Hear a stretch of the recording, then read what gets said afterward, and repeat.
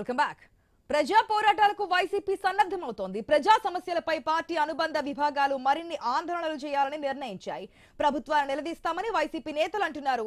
రైతులకు గిట్టుబాటు ధర రావడం లేదని తెలిపారు. ప్రభుత్వం పట్టించుకోవడం లేదని విమర్శిస్తున్నారు. సింగపూర్లోని మంత్రులు షికారులు చేశారని విమర్శించారు. వృధా ఖర్చులు చేస్తూ ఖజానాను ప్రభుత్వ పెద్దలు ఖాళీ చేస్తున్నారని ఆరోపిస్తున్నారు. మొక్కజొన్న రైతుల కోసం గుంటూరులో చేపట్టిన పోరుబాట విజయవంతమైందని వెల్లడించారు.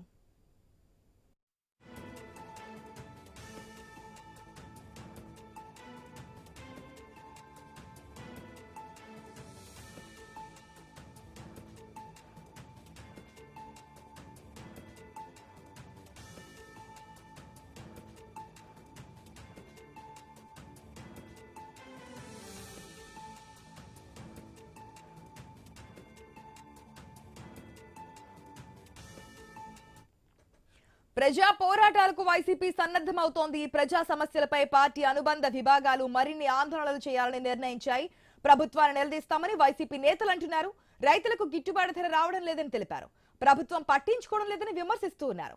సింగపూర్లో మంత్రులు షికారులు చేశారని విమర్శించారు. వృధా ఖర్చులు చేస్తూ ఖజానాను ప్రభుత్వం పెద్దలు ఖాళీ చేస్తున్నారని ఆరోపిస్తున్నారు. మొక్కజొన్న రైతుల కోసం గుంటూరులో చేపట్టిన పోరుబాట విజయవంతమైందని వెల్లడించారు.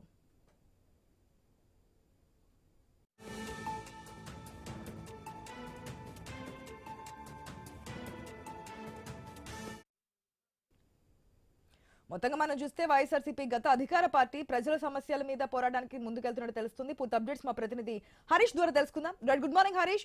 వైఎస్ఆర్సీపీ ప్రజా పోరాటాలకు సిద్ధమవుతున్నట్టు తెలుస్తుంది. ప్రజా సమస్యలపై అధికార పార్టీని ప్రభుత్వాన్ని నిలదీయడానికి ముందుకెళ్తున్నట్టు తెలుస్తుంది. డీటెయిల్స్ అంటే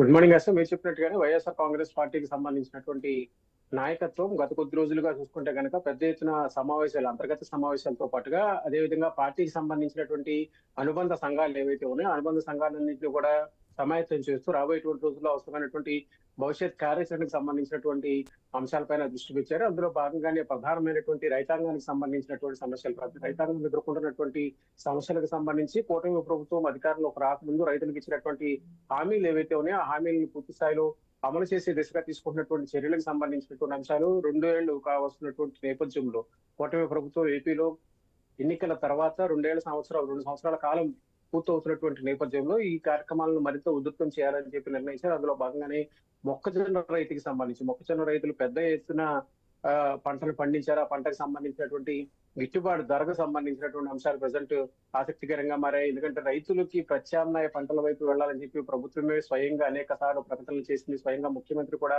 ఈ విషయం పైన రైతులను అవగాహన కల్పించే విధంగా అధికారులు చర్యలు తీసుకోవాలని కూడా ఆదేశించారు. అయితే ఈ నేపథ్యంలోనే రాబోయేటువంటి రోజుల్లో అనుసరించాల్సినటువంటి వ్యూహాలకు సంబంధించి అటు రైతాంగానికి సంబంధించినటువంటి సమస్యలతో పాటుగా ఇటు సామాజిక వర్గాల వారీగా ఉన్నటువంటి సమస్యలు, ఎస్సీ ఎస్టీ బీసీ మైనార్టీలకు సంబంధించి విడివిడిగా ఆయా సామాజిక వర్గాలకు సంబంధించినటువంటి నాయకత్వాలతో విడివిడిగా గ్రూప్ మీటింగ్స్ నిర్వహించడం, అదేవిధంగా పెద్ద ఎత్తున జిల్లా స్థాయిలో రాష్ట్ర స్థాయిలో సమావేశాలు నిర్వహించడం ద్వారా రాబోయేటువంటి రోజుల్లో అనుసరించాల్సినటువంటి వ్యూహాలకు సంబంధించినటువంటి అంశాలకి వైఎస్ఆర్ కాంగ్రెస్ పార్టీ పదును పెడుతుంది. అందులో భాగంగానే మొదటగా రైతాంగానికి సంబంధించినటువంటి సమస్యలపైన వైఎస్ఆర్ కాంగ్రెస్ పార్టీకి సంబంధించినటువంటి నాయకత్వం పెద్ద ఎత్తున ఆందోళన చేపట్టింది. ఇప్పుడు సామాజిక వర్గాల వారికి సంబంధించినటువంటి అంశాలపైన నిన్న కూడా ఎస్సీ సామాజిక వర్గానికి సంబంధించి, ఎందుకంటే ఎస్సీ సామాజిక వర్గం మొదటి నుంచి కూడా వైఎస్ఆర్ కాంగ్రెస్ పార్టీకి పెద్ద ఎత్తున ఓట్ బ్యాంక్ గా ఉన్నటువంటి సిచ్యువేషన్ మనం చూసాము. కాంగ్రెస్ పార్టీ నుంచి డివైడ్ అయినటువంటి ఓట్ బ్యాంక్ ఏదైతే ఉందో ఆ ఓట్ బ్యాంక్ అంతా కూడా పెద్ద ఎత్తున వైఎస్ఆర్ కాంగ్రెస్ పార్టీకి వచ్చింది. అందులో భాగంగానే